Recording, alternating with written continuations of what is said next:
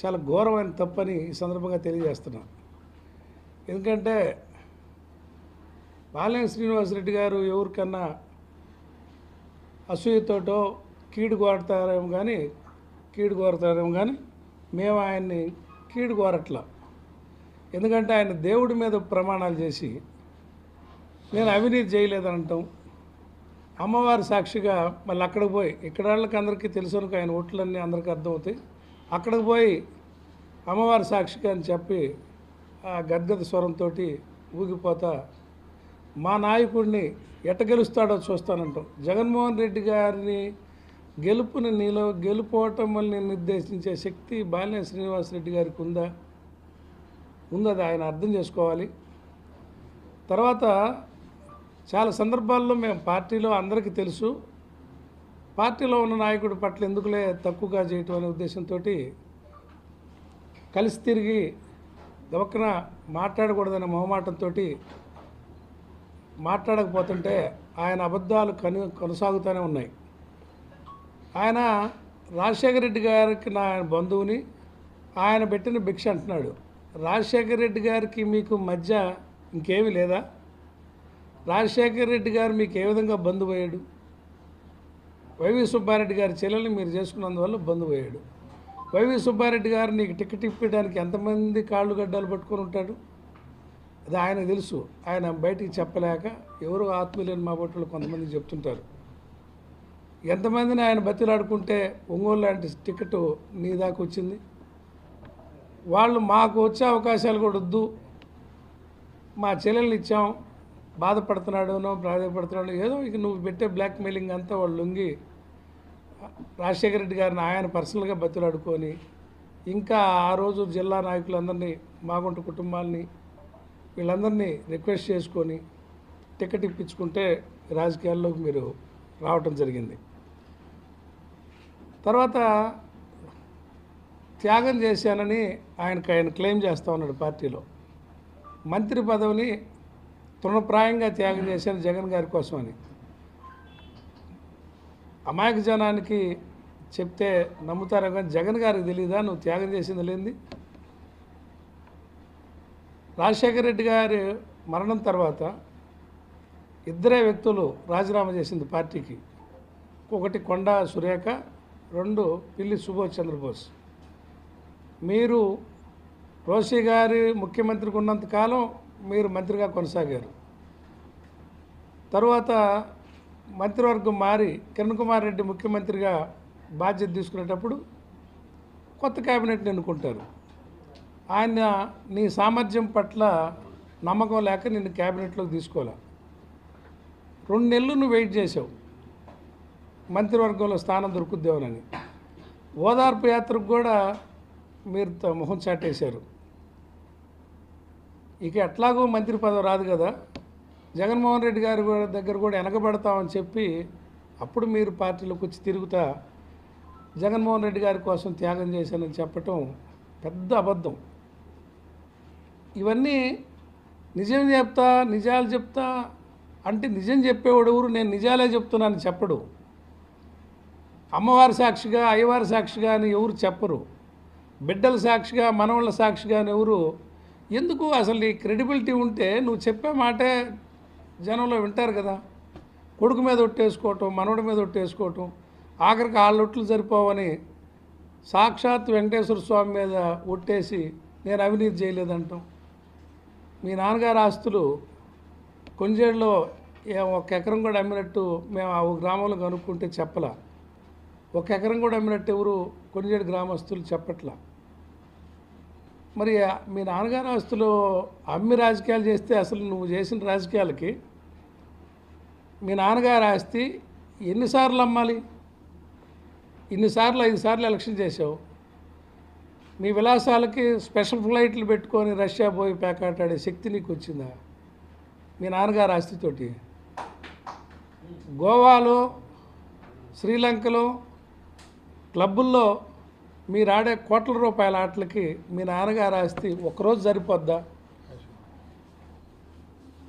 మీరే చెప్పారు కదా నాకు క్యాసినోకి వెళ్తానని, పేకాట ఆడతానని, ఇంకా చాలా విలాసాలకు నేను లగ్జరీగా ఉంటానని మీ మాటల్లో మీరే చెప్పారు.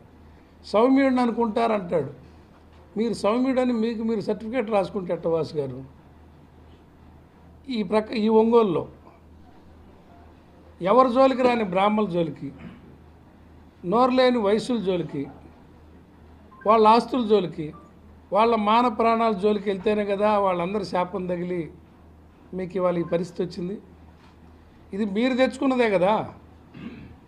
ఈ జిల్లాలో ఎంతమందిని ఉన్నది 12 సీట్లు, 12 సీట్లకి ఎంతమంది అభ్యర్థులు మీరు ప్రోత్సహించేవాళ్ళు? ఇది అందరికీ తెలుసు కదా, అనుభవించిన వాళ్ళందరికీ. ఒక్కో నియోజకవర్గంలో 5 నుంచి 10 మంది అభ్యర్థుల్ని ప్రోత్సహించి గ్రూపులు పెట్టి వాళ్ళ దగ్గర మీరు ఏమేమి ప్రలోభాలకు లొంగారో అన్నీ డీటెయిల్గా మీరు చెప్తా ఉన్నారు కదా జగన్ గారి గురించి. అది చెప్తే వాళ్ళందరూ చెప్పాలని ఎదురు చూస్తున్నారు పాపం. ఇప్పుడు దాకా కలిసి తిరిగాం, అందరం కలిసి తిరిగాం, మాట్లాడటం ఎందుకని ఒక సంస్కారంతో నాయకులందరూ నీతోటి మాట్లాడని ఎందుకులే అని వదిలేసి కూర్చుంటే మీరు అధినాయకుడి మీదే మాట్లాడి ఆయన గెలుపునే మీరు ఆయన గెలుపోవటం వల్ల మీరు శాసిస్తారన్నప్పుడు ఇక మాట్లాడటం తప్పదు. తర్వాత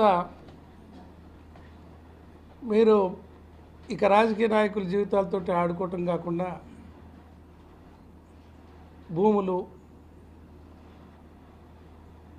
మన హయాంలో ఈ ఒంగోలులో సిట్ వేస్తే ఆ సిట్టుని మీరు ప్రయత్నం చేయలేదు ఆపడానికి. ఆ సిట్టు ముందుకెక్కడికి వెళ్తుందోనని ఎస్పీ గారిని బలవంతం చేసి ఎన్నికల టైంలో ఆ ఎస్పీ గారిని మార్చింది మీరు కాదా?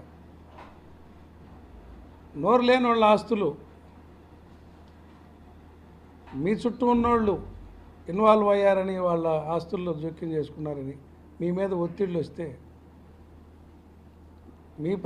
మీ దాకా వస్తే ఏమన్నా ఎందుకో మీరు కంగారు పడలేదా?